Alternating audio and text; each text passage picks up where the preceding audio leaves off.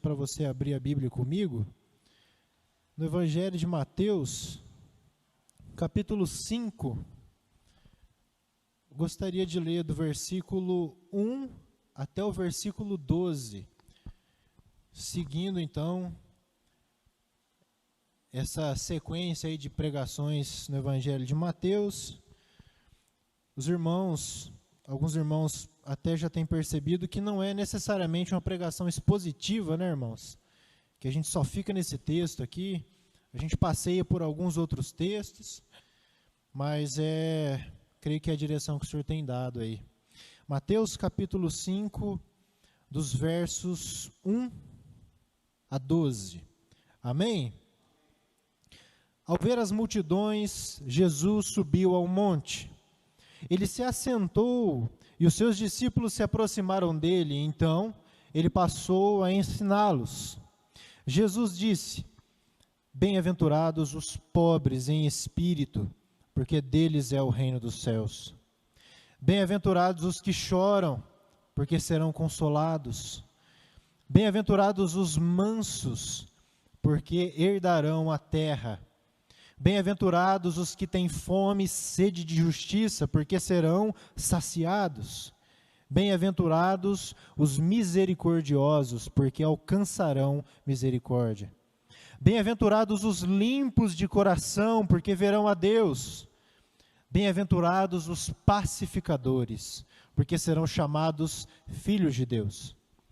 Bem-aventurados os perseguidos por causa da justiça, porque deles é o reino dos céus. E bem-aventurados são vocês, quando por minha causa os insultarem, os perseguirem, e mentindo, disserem todo mal contra vocês. Alegrem-se e exultem, porque é grande a sua recompensa nos céus, pois assim perseguiram os profetas que vieram antes de vocês.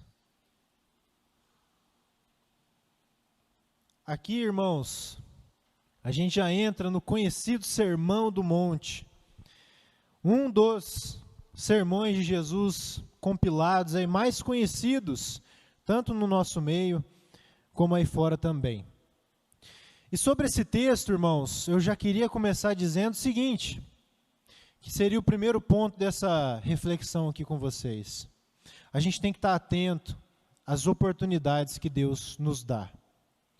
Na última ministração, no capítulo 4, a gente viu que Jesus ele chama os discípulos e os discípulos respondem a esse chamado com prontidão. E a gente falou sobre a importância de estar pronto a atender o chamado de Cristo. E a gente também tem que estar atento, irmãos, porque o que é interessante aqui logo no começo é que Jesus, ele vê as multidões. Ele viu que estava cheio de gente. Tinha um punhado de gente, e os discípulos estão ali. Qual foi então a percepção de Jesus? Eu vou ensinar os meus discípulos, e enquanto eu ensino os meus discípulos, as outras pessoas vão ouvir do Evangelho de Deus. A gente tem muita oportunidade no nosso dia a dia, irmãos, seja no trabalho, seja nos estudos, na vizinhança, enfim. E quantas oportunidades que a gente tem de ensinar alguém, alguma dúvida que alguém tem a respeito da Bíblia. Alguma dúvida que alguém tem sobre um procedimento que deve fazer, olha, como que eu faço isso aqui na minha família, na minha casa, e às vezes a gente se nega a prestar esse tipo de ajuda para os irmãos que nos cercam. Às vezes a gente não está atento que tem alguém ali precisando de uma palavra, alguém que está chorando, alguém que não está bem, ou alguém que está muito contente, alguém que está passando por uma situação, uma oportunidade rica de ensinar o Evangelho, enquanto as outras pessoas escutam por tabela. São oportunidades que Deus nos dá, mas quantas dessas oportunidades a gente perde? Às vezes por vergonha, às vezes por medo. Irmãos, eu me lembro que no período em que eu ia para a faculdade em São João, a gente ia na van, e a van tinha mais ou menos umas 12 pessoas, 10, 12 pessoas, e aí no meio da van, aquele som do rádio lá da van, né, aquele sertanejo universitário brabo lá com aquelas letras podres, sabe? E um monte de gente lá nem querendo saber de Jesus, mas uma pessoa ali, sedenta pela palavra, Observei aquilo ali e falei assim, não, eu não estou nem aí se está tocando música aí, o que está acontecendo? Eu preciso pregar a palavra para esse rapaz.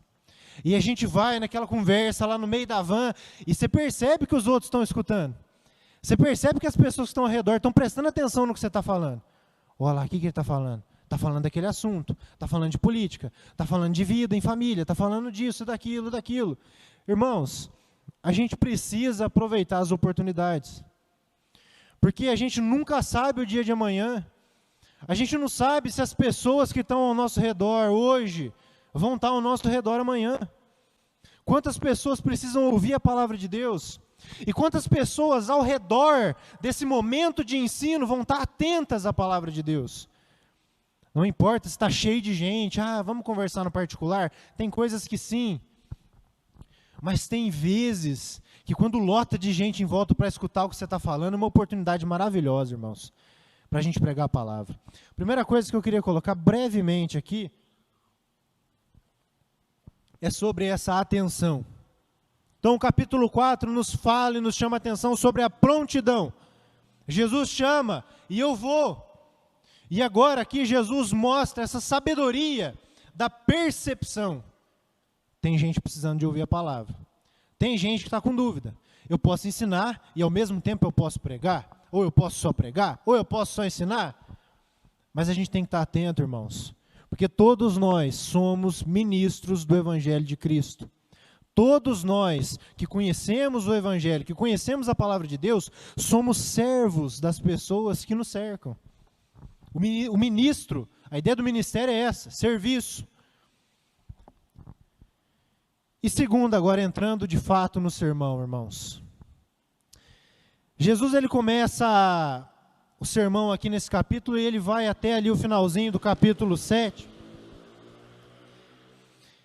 E aqui eu quero fazer uma observação, irmãos. É muito comum a gente ter aquele entendimento do que é lei só com base naquilo que acontece no Antigo Testamento. Então, lei é o Antigo Testamento, certo? E às vezes a gente... irmão, Deus abençoe. Lei é o Antigo Testamento. O Novo Testamento agora é outra coisa. Jesus falou, ou eu faço ou eu vou para o inferno.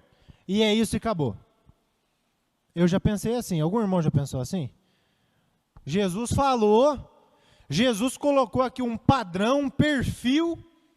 Se eu não obedecer isso aqui, lascou-se. Queridos, aqui Mateus coloca Jesus em um monte para fazer uma comparação entre Jesus e Moisés.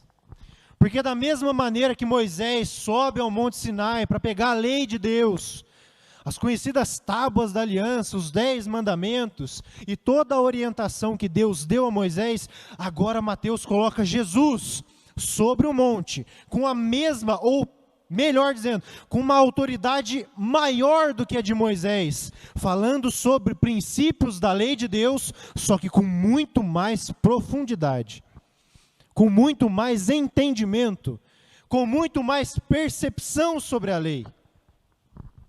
Uma coisa comum no Sermão do Monte, que Jesus vai dizer, olha, vocês ouviram o que foi dito.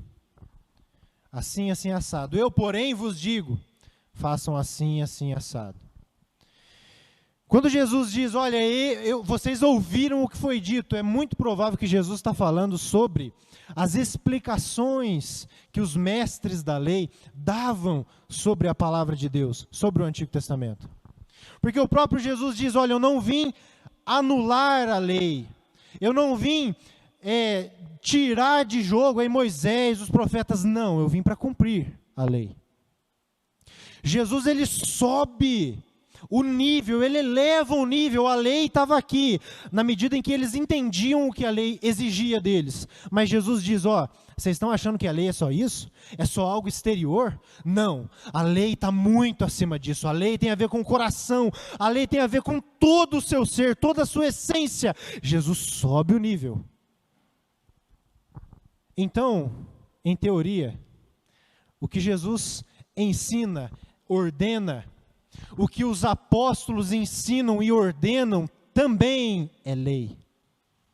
também é mandamento, também é instrução, instruções que, se a gente for honesto com a gente mesmo, como a irmã Berenice falou aqui, a gente bate o olho nas instruções, nos mandamentos da palavra. Se a gente for sincero, a gente vai dizer: rapaz, eu sei que Jesus disse para eu fazer, mas eu estou meio aquém daquilo que Jesus disse para eu ser e fazer. Eu sei que a Bíblia diz para eu fazer isso, mas quantas vezes eu falho e eu peco nisso? Queridos, sobre esse sermão, pastor Paulo Júnior, muito conhecido dos irmãos, ele diz o seguinte: o Sermão do Monte, fala de perdão e amor de uma forma quase insuportável. Ensina sobre justiça em um patamar escandaloso, mesmo para os padrões sociais mais beneficentes que já existiram. O Donald Carson, ele diz o seguinte sobre esse sermão: quanto mais eu leio esses 3 capítulos, capítulos 5, 6 e 7 de Mateus, mais eu me sinto atraído e ao mesmo tempo envergonhado por esses capítulos. Porque de fato, irmãos, se a gente olhar para tudo que Jesus exige, quem de nós vai falar assim: não, eu faço, eu cumpro? Eu tô na régua de Jesus, Jesus pôs a régua aqui, eu estou no nível, está tudo certo, beleza. Irmãos, falando sobre as bem-aventuranças, o que é interessante é que aquele que é bem-aventurado é feliz, ou mais do que feliz. A lei, ela não deveria ter um caráter que nos tira a paz, que nos tira o sono, mas os princípios de Deus deveriam nos trazer alegria, deveriam nos trazer contentamento. E de fato, quando você tem uma semana aí, na medida do possível, em obediência ao Senhor, é muito melhor do que aquela semana que você está mergulhado em questões ali, você falhou, você brigou em casa, é muito melhor. Mas de novo, quando a gente começa a entender o nível que Jesus eleva, ou melhor, a explicação verdadeira e genuína do que a lei de Deus realmente diz e exige de nós, a gente entra em parafuso. Olha só, Jesus aqui está falando, bem-aventurado, mais do que feliz é. E aqui eu vou pular a primeira bem-aventurança, eu quero deixar um suspense para o final. Faz parte aí da lógica dessa reflexão, irmãos. Bem-aventurados são os que choram, porque serão consolados. Irmãos, parece um negócio muito bonitinho por enquanto, né? Bem-aventurados os que choram, porque serão consolados. Serão consolados por quem? Por quem, irmãos? Por Deus? Então aquele que chora, aquele que está triste, aquele que está com aquele peso no coração, que está chorando, o consolo dele, que já começa aqui, vem de Deus. E se cumpre perfeitamente na eternidade. Aqui Jesus fala muito sobre essa ideia escatológica, sobre uma terra herdada, sobre um reino que vai vir, sobre algo que vai acontecer, sobre uma esperança. Bem-aventurado é aquele que chora, porque será consolado por Deus.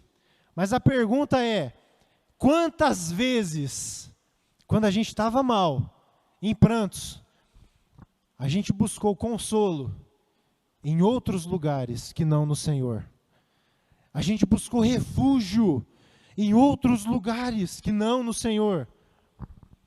Quantas vezes diante do choro, a fuga de uma pessoa às vezes é a bebida, ou a droga, ou a balada, a festa, a pegação, essas coisas todas. Ou então, o refúgio de alguém que está em prantos é o celular. Deixa eu abrir o celular aqui, preciso me distrair. E a primeira coisa que a gente procura não é o Senhor que nos consola, mas as coisas. Só nisso. A gente erra até em ser ajudado por Deus, irmãos. A gente é ruim até para ser ajudado por Deus. Porque às vezes a gente não busca o auxílio de Deus, mas a gente busca o consolo e o conforto em outros lugares. Depois, bem-aventurados os mansos, porque eles herdarão a terra. Irmãos, eu não sei vocês, mas a minha personalidade, meu temperamento, Jesus transforma, amém? Mas é meio explosivo. Quantos aqui já bateram a porta de casa quando está estressado? Ou a porta do carro? Irmãos, a gente já falhou contra essa bem-aventurança. Olha só, Jesus não simplesmente chega e fala só, façam isso. Ele diz, ó, irmãos, bem-aventurado quem faz isso. Bem-aventurados os mansos. Mas quantas vezes a gente perde a cabeça por coisas que às vezes são bobas, coisas triviais, né? Falando aí no contexto de casamento, minha esposa não fez isso, irmãos, só para deixar claro, mas um exemplo, cheguei em casa, ela queimou o bife. Ah, meu Deus, estou cansado já, ainda chega aqui, tem que comer bife queimado, meu Deus, você perde a paciência. De novo, a Karen não fez isso, tá bom, irmãos? Era uma benção. Cozinheira de mão cheia. Irmãos, e a gente perde a paciência por coisas simples. Às vezes no seu trabalho, o seu supervisor, seu patrão chega e fala assim, assim não, faz desse jeito. Esbraveja. E a gente perde. Como diriam aí os irmãos mais antigos, a gente perde a benção. A gente perde a benção. Deixa de ser manso. Falhamos em sermos mansos. E a consequência de ser manso é herdar a terra prometida, a Canaã celestial, os céus com Deus. Quem não é manso, em teoria, então não desfruta dessa bênção aí, não é? Bem-aventurados os que têm fome e sede de justiça, pois serão saciados. Aqui uma sutileza aqui, irmãos. O texto não diz, pois eles se satisfarão. Não é você que satisfaz a sua sede e fome de justiça. Você vai ser saciado pela justiça de Deus, pela justiça do alto, que vai se concretizar na volta de Cristo. Mas da mesma maneira, irmãos, a gente vê uma injustiça. O que a gente faz? Espera lá que eu já vou meter a mão na cara dele. Fala de mim, mas não fala da minha família. Não, eu vou lá, vou resolver isso aí. Não é? E aí a gente perde aquela consciência de que é Deus quem vai fazer justiça, que vai saciar a nossa fome e sede de justiça. E aí acontecem as piores atrocidades em nome de uma política correta e tudo mais. Não, eu estou sedento por justiça. O país não está do jeito que eu quero. O que eu vou fazer? Vou lá e vou quebrar tudo. Os irmãos sabem do que eu estou falando. Eu acredito. Em nome de não, nós somos da moral, nós somos cristãos e nós vamos quebrar tudo. Irmãos, está tudo muito confuso hoje em dia. Pessoas que vêm em nome de Deus professam coisas que não têm nada a ver com a palavra de Deus. Se você acha que está ruim, você acha que tem muita injustiça, você está sedento e faminto por justiça, confie em Deus. Porque Ele vai fazer justiça. A sua fome e sede de justiça vai ser saciada por Deus, não pelo seu próprio senso de justiça. E a gente tem dificuldade, a gente não espera, a gente quer resolver as coisas logo. Mas bem-aventurados são aqueles que têm fome e sede de justiça e que serão saciados por Deus. E que não procuram fazer justiça com as próprias mãos. Porque a ira do homem não produz justiça de Deus. Depois, bem-aventurados os misericordiosos, pois alcançarão misericórdia. Irmãos, quantas vezes nós falhamos contra o Senhor? Corremos para Ele pedir perdão. Senhor, me perdoa, eu falhei de novo. Eu pequei contra o Senhor, me perdoa. Tem misericórdia de mim. E a gente sai do nosso momento de oração. E aquela pessoa que todo dia tira a sua paciência, vai lá, faz alguma coisa que você não se agrada, e aí você explode com ela, sem nenhuma misericórdia. Irmãos, o casamento tem me ensinado muito a respeito disso, porque há uma comparação entre o marido e a esposa e Cristo e a sua igreja. E é claro que eu falho com a minha esposa falha comigo, e nós somos imperfeitos, irmãos. Mas como nós reagimos diante dessas imperfeições é o pulo do gato. Às vezes eu ficava um pouco estressado com alguma coisa e a Karen ficava um pouco estressada comigo, mas aí eu pensava, caramba, hein? Uma coisa tão pequena que eu poderia perdoar, poderia resolver com tanta simplicidade, com misericórdia. Eu faço pior, faço muito mais contra Deus. E eu clamo por perdão e Ele me perdoa. Mas aí quando alguém age de alguma maneira que me desagrada, que me machuca, que me ofende, eu não estou nem aí para resolver a situação, eu não quero nem saber. Me machucou, eu vou me afastar mesmo, eu vou xingar, vou fazer o que for, e a gente não age com a mesma misericórdia com que Deus derrama sobre nós todos os dias. E às vezes, uma questão tão simples, que a gente poderia resolver com compaixão e misericórdia, entendendo, poxa vida, ó, o fulano não está bem hoje. Estourou comigo, mas não está bem. Deixa eu ver o que está acontecendo. Porque quantas vezes a gente peca contra Deus e Ele é misericordioso. Ele poderia muito bem descer uma bola de fogo na cabeça da gente, tem hora, né? Os discípulos, em determinado momento, falam assim, Senhor, manda que chove fogo neles. Mas o Senhor age com misericórdia para conosco. E eu acredito que, segundo a palavra de Deus, mais do que felizes, bem-aventurados são essas pessoas, somos nós, quando nós agimos com a mesma misericórdia com que Jesus agiu com a gente. Por quê? Esses misericordiosos alcançarão misericórdia.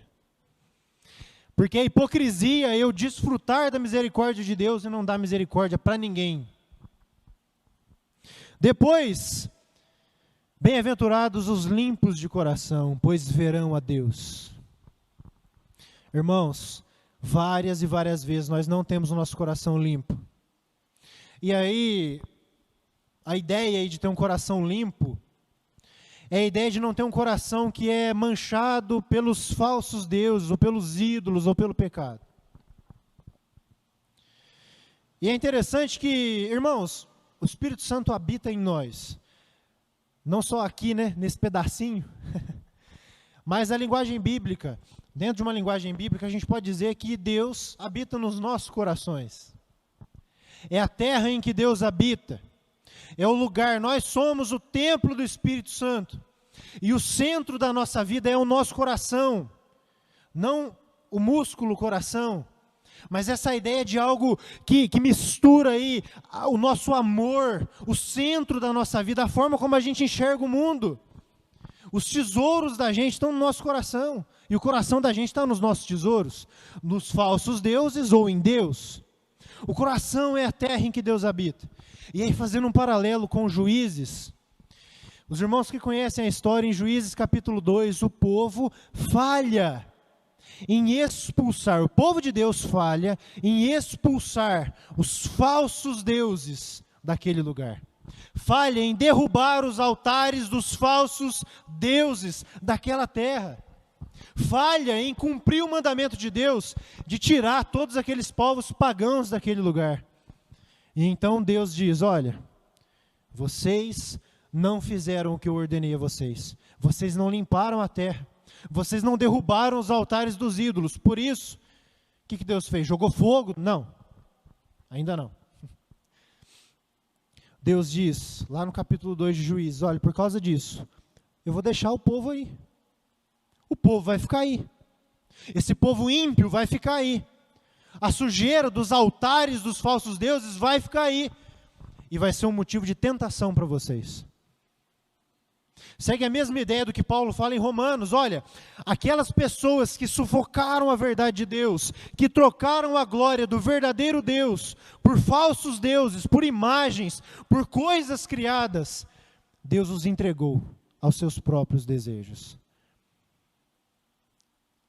O que aconteceu em Juízes, Paulo fala em Romanos. E é interessante que, de novo, irmãos, nós somos a habitação de Deus. E se nós não tivermos um coração limpo, nós não veremos a Deus. A nossa aliança com Deus vem antes das promessas que Deus fez para nós. Foi assim no Antigo, é assim no Novo. Mas pergunta, quem de nós pode dizer que todos os dias da nossa vida servindo a Cristo, ou antes disso, o nosso coração foi exclusivamente de Deus, e não teve nenhum algo que chamou a nossa atenção, que atraiu o nosso coração mais do que a Deus? A gente pode dizer assim, olha, toda a minha vida foi caracterizada por uma vida de busca somente a Deus. Só Deus é o meu Senhor, eu jamais fui ganancioso, eu jamais adorei falsos deuses, eu jamais caí em vícios, em pecados de estimação, jamais. Quem pode dizer isso? Depois, bem-aventurados os pacificadores, pois serão chamados filhos de Deus. Você vê aquela situação ardendo, está pegando fogo lá, no trânsito, no seu trabalho, qualquer coisa. Você bate o olho, o que você faz? Agita mais? Causa intriga. Você é conhecido como, no lugar em que você está? Como alguém que acalma, que apazigua, que é um pacificador, que procura a paz, tanto nos seus relacionamentos como nas pessoas ao seu redor? Ou você é aquele que faz intriga, que lança a semente da discórdia, que aumenta a chama, quando o negócio está comendo solto lá, você vai para o meio e fala assim, é isso mesmo, vamos lá, vamos juntar aí, vamos xingar, vamos aproveitar, agora que está todo mundo aqui, está todo mundo vendo, e vai, e aumenta o fogo, e a barraqueira, não sei o que lá, irmãos. Sinceramente, às vezes a gente faz isso. Às vezes a gente deseja ver uma situação, nossa, eu queria ver, sabe aquela situação explosiva? Eu queria ver, só para ver o que ia acontecer. Nossa, o fulano tinha que apanhar para aprender. E a gente cede à agressividade, a tudo isso que é, de fato, oposto ao caráter de Cristo. Bem-aventurados os pacificadores, pois serão chamados filhos de Deus, porque o nosso Pai é pacificador. E Ele fez a maior proposta de paz da história, que foi reconciliar uma humanidade caída, suja e imunda, com o santo Deus. Jesus Cristo faz isso. O maior pacificador da história reconciliou um Deus santo, santo, santo, com uma humanidade suja, doente, rebelde.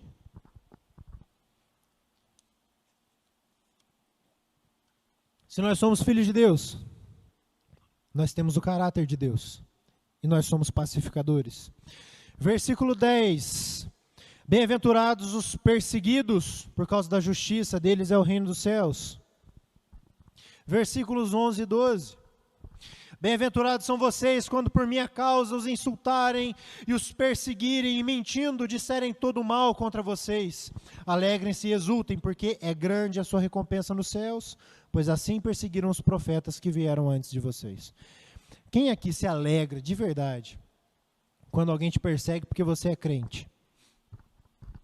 Glória a Deus, irmão. É isso aí. Sabe essas notícias que a gente escuta por aí? Agora vão começar a perseguir candidato cristão. Agora vão começar a perseguir os crentes, não pode falar de Jesus mais nas escolas. Agora, olha lá, ó, no meu trabalho, eles me zoam porque eu sou crente. Sou perseguido. E aí, o que você faz? Ai, coitado de mim. Ai, Senhor, por favor, eu não quero ser perseguido. Eu não quero um governo que persegue. Eu quero um governo que apoia. É claro, né? Mas Jesus diz, bem-aventurados, bem-aventurados. Em determinado momento, os discípulos, eles se alegram, porque eles apanharam por causa de Jesus. Eles sentiram que eles tinham uma honra de poder passar por isso. Olha, a gente foi digno de tomar uma surra por causa de Jesus. A gente está no caminho certo. Em um mundo em que parece que o evangelho que tem sido pregado, que não é evangelho, é aquele que procura agradar todo mundo, que não ofendes, né? Que não ataques. e por aí vai, vamos adaptar a mensagem, né? Para o pessoal. Ah, coitado, olha lá, ó.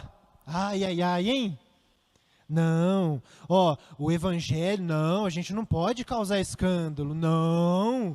A gente não pode incomodar, não. Irmãos, Jesus morreu por ser santo, foi perseguido por ser santo. O que acontece com a gente? Se está todo mundo falando assim, não, eu gosto do jeito que você, do seu cristianismo, é levinho, sabe? Não, é porque você não confronta, você não faz nada, irmão, tem alguma coisa errada. Porque o evangelho já começa com confronto. Você está morto. Você está morto nos seus delitos e pecados. Você precisa de Cristo para ser salvo, liberto, curado. O evangelho já começa com confronto. Jesus te ama, é parte do evangelho, não é o todo do evangelho. O todo do evangelho é esse amor manifesta uma humanidade caída e doente e enferma. Um Cristo que morreu, sangrou, sofreu a ira de Deus. O evangelho é escandaloso. Então seria estranho se de fato as pessoas achassem que o nosso evangelho é levinho. Levinho nesse sentido, tá, irmãos? Jesus disse, ó, vinde a mim, vocês que estão cansados e sobrecarregados, meu jugo é suave, meu fardo é leve. Por quê? Porque de verdade, irmãos, quando a gente aprende dessa graça maravilhosa, essas coisas, esses mandamentos não se tornam um fardo. Não é? Então é nesse sentido que eu estou falando aqui, irmãos. Então o padrão de Jesus é extremamente elevado. Mais elevado do que a falsa ou equivocada interpretação da lei que aqueles mestres ali, os fariseus, saduceus, tinham a respeito da lei. Uma falsa interpretação, uma interpretação suavizada, uma interpretação exteriorizada, sendo que o evangelho quer mexer com a gente de dentro para fora, na nossa totalidade. Jesus eleva o nível. E quem de nós pode dizer que está nesse nível que Jesus coloca? Todas essas características aqui do que Jesus fala, bem-aventurados, por quê? Porque esses é que vão herdar o reino do céu, a terra, vão ser chamados filhos de Deus, vão alcançar misericórdia. Tudo isso tem a ver com salvação, irmãos. E aí é que a gente tem três caminhos. A gente olha para nós diante dessa lei, desse algo tão elevado, a ponto de alguns chamarem de escandaloso. A gente olha para isso, a gente tem três opções, pelo menos eu separei aqui. Primeira delas, usar uma máscara e fingir que está tudo certo. É a máscara da religiosidade. Quando a gente quer aparentar que a gente está bem, que a gente não peca, que a nossa vida é perfeita, que não tem falha, que não tem erro. Essa é a primeira opção, a máscara. E é a opção mais fácil que tem. A máscara. E aí, irmão, como é que tá? Quem de nós, irmão, vai falar assim, irmão, estou numa luta. Nossa, estou tendo dificuldade de amar mais a Deus. Estou tendo dúvidas, estou com dificuldade, minha fé está tão pequena, vamos orar junto, preciso de ajuda. Quantos de nós respondem assim? E irmão, está tudo bem? Está tudo no nível? Tá perfeito, padrão, nota 10, excelência, Jesus Cristo, beleza? E aí? Não, tudo certo. E a gente tem vergonha dos nossos erros, das nossas mazelas, das nossas dificuldades. Mas irmãos, a máscara não é a solução para nós. Segunda opção diante de algo tão elevado como é o ensinamento de Cristo, se desesperar e se desviar. Cristianismo não é para mim, eu gosto de uma folia, eu gosto do mundão, meu negócio é a bagunça. Isso aqui que Jesus está falando está muito distante da minha realidade. Não dou conta, vou embora. Terceira opção, prestar atenção no versículo 3. Versículo 3 que a gente pulou de propósito. Bem-aventurados os pobres em espírito, porque deles é o reino de Deus. Ou o reino dos céus, como Mateus coloca aqui. Queridos, é muito interessante que esse sermão tão elevado, ele começa dizendo, Jesus começa dizendo, bem-aventurados os pobres em espírito. O que é alguém pobre espiritualmente, irmãos? Alguém miserável espiritualmente, alguém que não tem condição espiritual nenhuma. É alguém que pela sua própria força não pode obedecer a Deus. É alguém que pelos seus próprios méritos não pode agradar a Deus, se reconciliar com Deus. E todo esse sermão elevado começa dizendo, bem-aventurados são aqueles que entendem que tudo isso, que toda a graça, a salvação, a capacitação para viver uma vida com Deus, não vem deles. Porque eles são pobres de espírito, porque eles são miseráveis, eles não têm algo de si mesmos para oferecer a Deus, eles não têm força em si mesmos para obedecer a Deus. Tudo isso, todo esse sermão elevado começa com esse pequeno versículo, bem-aventurados são os pobres em espírito, porque deles é o reino dos céus. Deles é o reino dos céus. E a gente percebe essa verdade na parábola, por exemplo, do fariseu e do publicano. O fariseu, né, o religioso, e o publicano, aquele que era considerado um traidor da sua pátria, que cobrava impostos do seu próprio povo. Mas um chega no templo e fala assim, Senhor, valeu, porque eu sou isso, eu sou aquilo, eu sou isso, eu sou aquilo, eu sou. Não aconteceu nada com aquele homem, irmãos. Ele não foi justificado. Mas aquele publicano que simplesmente, de uma maneira singela, só chega lá e fala assim, Senhor, tem misericórdia de mim, porque eu sou pecador. Aquele saiu justificado.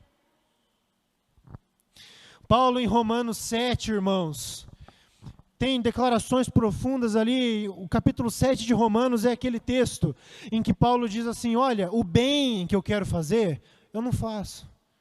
E o mal que eu não quero fazer, eu acabo cometendo. Esse texto é muito discutido. Por quê? Porque algumas pessoas acreditam que Paulo não está falando dele mesmo. Ele estaria falando de alguém que vive debaixo da lei, que tenta cumprir a lei com as suas próprias forças. Outras pessoas acreditam que Paulo está falando dele sim, que esse é um retrato da vida cristã, a gente tenta fazer algo e não consegue.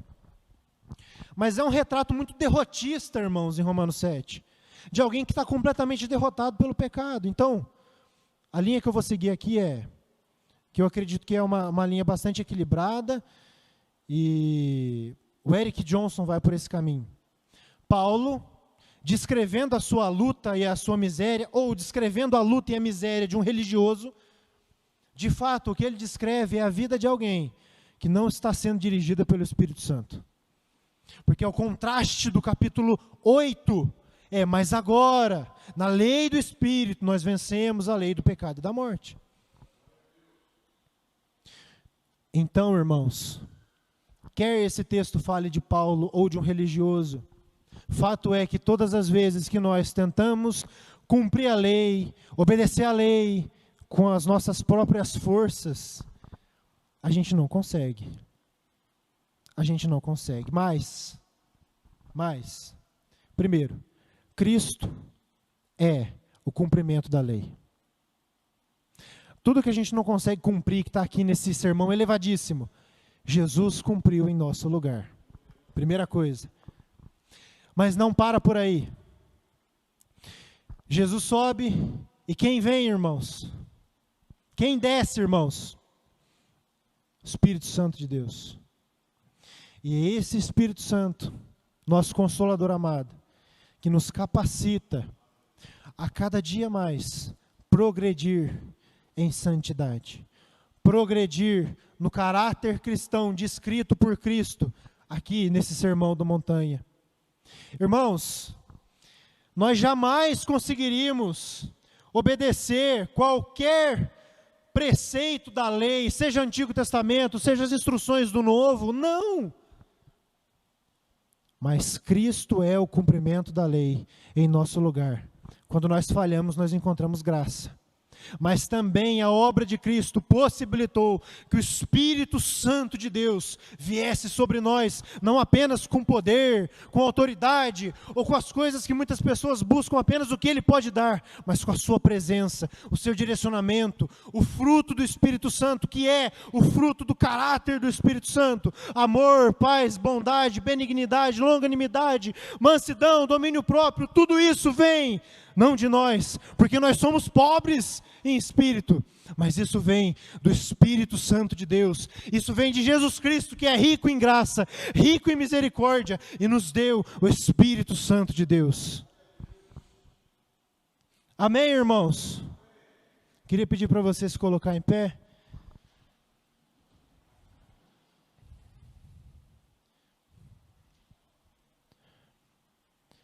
O Sermão da Montanha não é uma exigência para que a gente simplesmente cumpra na força do braço, mas também faz parte de todas aquela gama da lei que nos mostra que nós somos imperfeitos e nós precisamos de Cristo, irmãos. E nós temos nossas dificuldades, nós pecamos, mas esse pecar, esse transgredir da lei deve gerar em nós um desespero que nos leva aos pés de Cristo. Se você sente que você não tem força para vir até Cristo, se você sente que você não tem força para obedecer, para buscar mais, se derrame aos pés de Cristo, porque Ele é rico. A pobreza que nós temos é suprida na riqueza de Cristo. A pobreza que nós temos é suprida na riqueza do Espírito Santo de Deus. A gente tem que parar de buscar e de correr atrás com a nossa própria força. A gente tem que começar a se lançar aos pés de Cristo, irmãos. A gente tem que começar a aceitar a nossa dependência total e completa dEle. E então, a gente vai experimentar uma progressão, a santificação, o trabalhar de Deus nas nossas vidas. E mesmo quando a gente, por acidente, cometer um deslize, a gente vai encontrar graça.